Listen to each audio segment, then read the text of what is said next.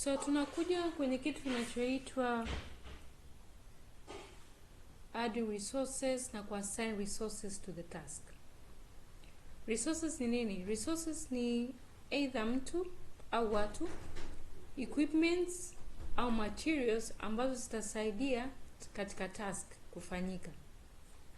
Sasa kabla kuassign resources kwenye task, lazima kuwa kuna uzifahamu listi za hizo resources na jinsi utakavyokuwa unawalipa.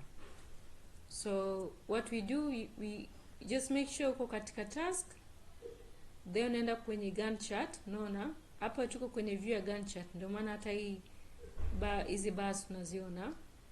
So you click here,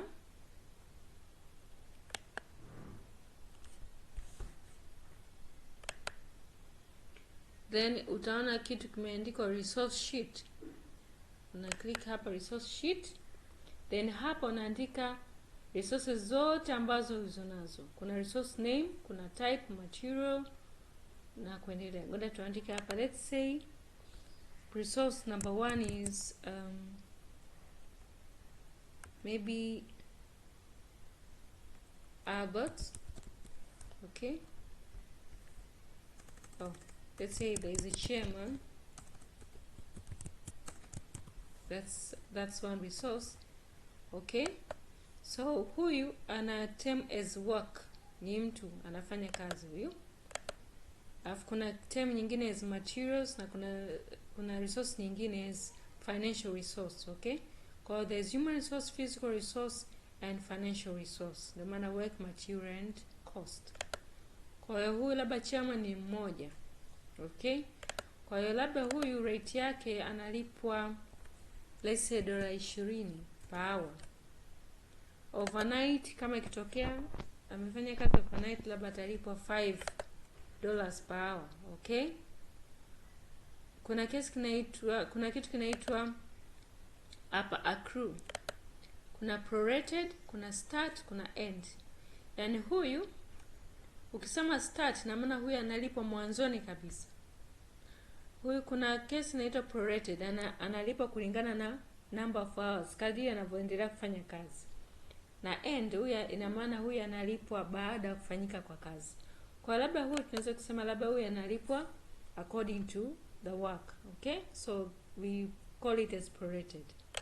Let's say kuna resource nyingine ambayo labda ni truck. Kuna gari ambayo labda wanahitaji truck. Sasa huyu sio mtu, huyu ni material. You put it as material. Okay. Then huyu analipwa labda katika kuhire truck, labda anahitaji $2. Okay. Sasa huyu sio prorated. Inawezekana unataka kuhire truck, unahitaji kulipa mwanzoni. Okay. Kwa huyu utamtreat as the accrue, you select start. Kuna material nyingine, resource nyingine labda let's say administration. Hapa ninazungumzia tofauti ili wewe mwenyewe ujue kwamba resource yako ni aina gani, work, material au ni cost. Huyu tunamtema as cost kwa sababu administration mara nyingi, okay, tuseme kwamba mradi wako there's always labda kuna secretary ambao wale wanaokuwepo kila siku.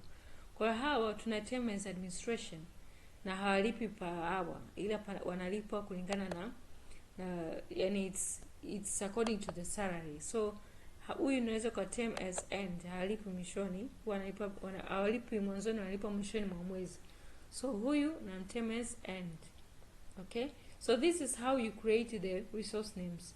So what you do, have the resource names resources zote ambazo unazo unaziandika hapa na una select ni aina gani resource, whether it's work, whether it's material or ni cost. Then unaziweka bei zao, gharama zao, pamoja na malipo yake ni uko iko katika prorated au unatakiwa alipe mwanzoni au ni mwishoni. So this is how we create the resource sheet.